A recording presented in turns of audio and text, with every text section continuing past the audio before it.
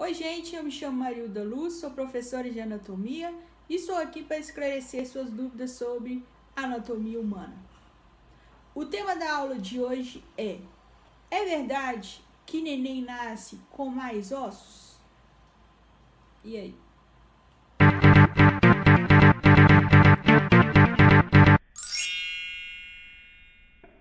Antes de começar, queria que vocês dessem um joinha se gostassem do conteúdo ou mãozinha para baixo caso vocês não gostem do conteúdo.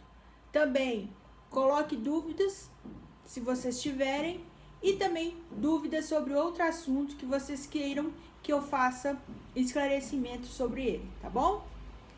Então, respondendo a pergunta, é verdade. Os recém-nascidos, eles nascem com aproximadamente 270 ossos, enquanto que os adultos têm aproximadamente 206 ossos. Então, eles nascem com mais ossos. E aí a gente vai ver agora o porquê que isso acontece. Vou começar uma curiosidade para vocês. Ao nascer, o recém-nascido tem mais ou menos 41 ossos no crânio. E o crânio de um adulto tem 28 ossos. Olha aí o tanto que tem de diferença. Agora a gente vai ver na aula detalhadamente. Olhando essas duas figuras que estão aqui no slide, do lado esquerdo a gente tem o crânio de um recém-nascido e aqui do lado direito o crânio de um adulto. Tem muita diferença entre essas duas figuras, né? Se a gente pegar e for aqui analisar os ossos, a gente vai ver que quando você nasce, existem divisões de certos ossos que no adulto não tem, porque já sofreu o processo de ossificação completo. Olhando aqui então, né, nessa figura aqui, esse osso, tá? Que tá aqui em lilás claro, qual que é? É o frontal. O frontal do recém-nascido, ele tem uma divisão entre ele, né, que a gente chama de sutura frontal. Olhando no crânio de um adulto, não tem essa divisão, tá? Por quê? Porque sofreu ossificação. Outro exemplo, mandíbula. A mandíbula de um recém-nascido, ela também é dividida, ó. Você tem aqui a sínfise da mandíbula, que vai sofrer ossificação, tá? E vai formar o osso único, tá? E que essa mandíbula aqui vai ser o osso mais forte e o maior osso da face de um adulto, tá? E também, uma curiosidade importante aqui dessa mandíbula, a mandíbula é o único osso móvel do crânio. Então, olhando nessa figura, você vê essas divisões em certos ossos que quando chega na idade adulta não tem, porque vai sofrendo ossificação. Então, quando você nasce, por ter essa divisão, você tem um número maior de ossos em relação ao número de ossos de um adulto. Essa sutura frontal que a gente observa pela seta vermelha, ela se fecha por volta dos 8 anos, tá? A gente já vai ver o frontal nesse aspecto, formando, né, o osso único, sem essa divisão. Só que tem a curiosidade, 8% das pessoas permanece com um remanescente dessa sutura frontal, tá? Outro exemplo que a gente tem no nosso corpo, para eu te mostrar essa diferença no número de ossos, que quando você nasce, né, e depois que fica adulto, é aqui que acontece no osso do quadril, tá?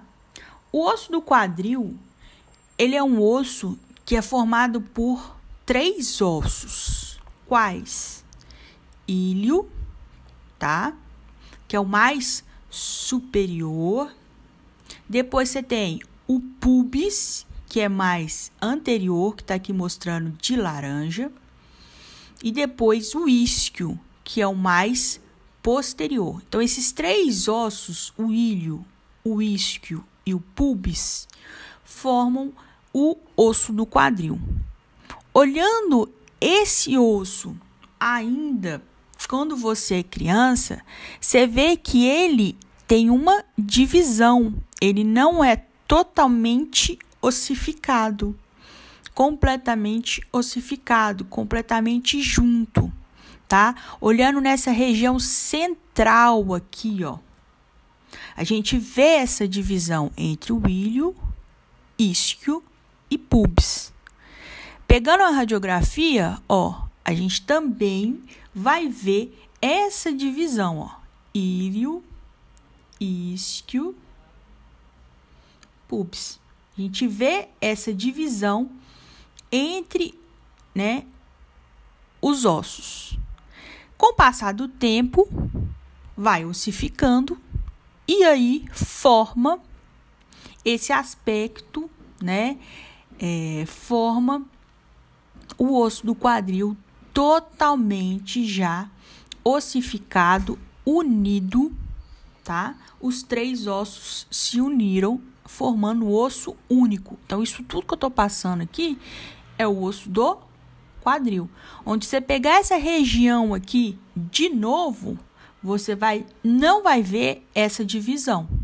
Vai formar já, ó, você não vê a diferença entre esses ossos, igual quando você vê quando é criança, tá? Essa região que eu mostrei no círculo aqui, como é que ela chama? É o acetábulo. Aqui, esse acetábulo, onde vai receber, né, a cabeça do fêmur para fazer a articulação sinovial do tipo esferoide. Esse acetábulo, ó, olhando nessa figura e olhando nesta figura, esse acetábulo ele é formado por quais partes? Lembre-se que o acetábulo ele é formado pela fossa do acetábulo, face semilunar e incisura do acetábulo. Essas três acidentes ósseos formam o acetábulo. Uma coisa bem interessante nessa figura aqui, vou aproveitar e falar com vocês, é o seguinte. Vocês lembram do acidente ósseo que é chamado de eminência iliopúbica?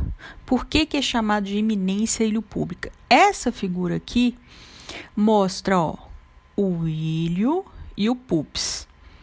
Quando aqui o corpo do ilho ele se funde com o corpo do pubis, deixa eu pôr setinhas aqui para vocês lembrarem dos dois.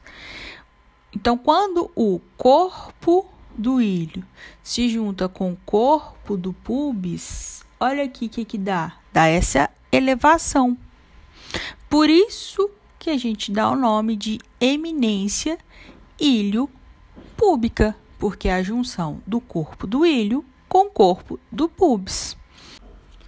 Observando agora a vista lateral do crânio de um adulto, comparando com o crânio de recém-nascido, a gente vê. A primeira diferença que a gente vê aqui é o tamanho entre essa porção e esta porção. É desse jeito? É. Você tem uma diferença entre o tamanho do neurocrânio e do víscerocrânio quando o bebê nasce. Observando esse osso aqui, este osso aqui, quem que é este osso aqui? Temporal. Vamos observar aqui agora ele no crânio adulto, ó. Esse branco aqui é o osso temporal. Esse osso temporal, ele tem... O mouse sumiu. Esse osso temporal, ele tem esse processo mastoide. Tem também aqui, ó, o processo estiloide. Esse processo mastoide, que está nessa região mais posterior do osso temporal, né, posterior e inferior, Olhando no crânio de um recém-nascido, ó, você não vê ele. O processo mastoide ele é formado depois do nascimento, tá? E olha aqui que interessante, esse osso temporal ele é dividido, ó. Ele não é totalmente ossificado. A ossificação completa dele vai se dar depois, com o passar dos anos. Mais um exemplo de o porquê que o número de ossos do recém-nascido é bem maior do que o número de ossos do adulto, tá? Ah, mas o que são essas porções aqui que estão entre esses ossos e que a gente não observa num crânio de adulto? Essas regiões, esses espaços que você está vendo entre os ossos do crânio, né, entre as suturas do crânio, é o que a gente chama de fontículos. Você também pode ver o nome de fontanelas, e popularmente chamado como muleira do neném, região que a mãe fica doida se a criança vai com o dedo ali. É uma região que é preenchida por tecido fibroso. Esse tecido, né, conjuntivo fibroso, ele vai sofrendo ossificação e ossifica por completo, e observando no crânio de um adulto, você não vai ver essas regiões. Quais que são os fontículos que existem no crânio do bebê? Lembrando que o fontículo só existe no crânio. São regiões específicas do crânio. Esses fontículos são, primeiro, o maior de todos, que é o fontículo anterior. Então, esse fontículo anterior, ele vai estar no futuro local que a gente chama de bregma. O que é o bregma? O bregma é a junção da sutura sagital, que é essa daqui, entre os dois parietais, com a sutura coronal, que é entre os parietais e o frontal. Então, nessa região, você vai ter o bregma. E aí, você tem, né, o fontículo anterior. Depois, tem o fontículo posterior, que está localizado entre os parietais com o osso occipital. Então, está localizado entre a sutura sagital e a sutura lambdoidea, que vai formar o futuro ponto que a gente dá o nome de lambda. Então, aqui vai formar o lambda, que é entre a sutura lambdoidea, que a sutura lambdoidea é o quê? Entre o occipital e o parietal. E a sutura sagital, tá? Olhando nessa vista lateral, tem mais fontículos? Tem. Aqui, ó, um fontículo, outro fontículo, tá? Quais que são? Fontículo anterolateral, que tá entre parietal, frontal, temporal, occipital. E mais posterior, o fontículo posterolateral. O fontículo posterolateral está localizado entre parietal, temporal e o osso occipital. Para que tem esses fontículos? Esses fontículos eles permitem ao crânio sofrer a mudança na forma do crânio. Olhando aqui, você vai ver que essa porção do crânio, ela vai sofrer a modificação, essa porção que a gente chama de neurocrânio. Então, também essa porção aqui, ó, o víscero-crânio vai sofrer modificações. Então, esses fontículos permitem o crânio sofrer a modificação na forma. Também ajuda durante o parto, a passagem, né, do neném no canal vaginal durante o parto, tá? E essa ossificação, ela geralmente, desses fontículos, elas geralmente se completam entre os 20 e 24 meses de idade. Então, aproximadamente 2 anos, esses fontículos já vão estar ossificados. Uma coisa interessante é que esse fontículo anterior, quando o bebê está chorando, ele vai ficar mais, normalmente ele fica mais saliente. Mas você pode observar nos bebês uma leve depressão nesse fontículo anterior. E aí, você sabe o que significa essa depressão nesse fontículo anterior? Se a criança está com uma depressão nesse fontículo anterior, significa o quê? Me fala aí nos comentários se você sabe ou se não sabe. Aí no próximo vídeo eu dou a resposta. Olhando aqui, ó, nessa vista, essa aqui é uma vista posterior do crânio. A gente vê aqui o osso parietal, occipital. Essas linhas que tem entre os ossos são as suturas. Suturas são as articulações que são exclusivas do crânio. Somente tem no crânio. Só que em algumas pessoas pode acontecer de, entre essas suturas, você ter a formação de ossos no interior das suturas. Então, olhando esse crânio, nessa vista posterior desse indivíduo, a gente vê o parietal, occipital e aqui no meio, né, da sutura, entre o occipital e o parietal, a gente vai ter esse osso formado, que normalmente nas pessoas não tem. É occipital, parietal, sutura sagital, sutura lambdoide. Aqui não. Aqui a gente já vê esse osso no meio dessa sutura, formou no meio da sutura. A gente denomina isso de quê? Osso sutural. São ossos, então, que se formam no interior de uma sutura. Só tem aí na região posterior? Não. Olha essa vista aqui, lateral. Aqui, ó, temporal, processo estiloide, processo mastoide do temporal, ó.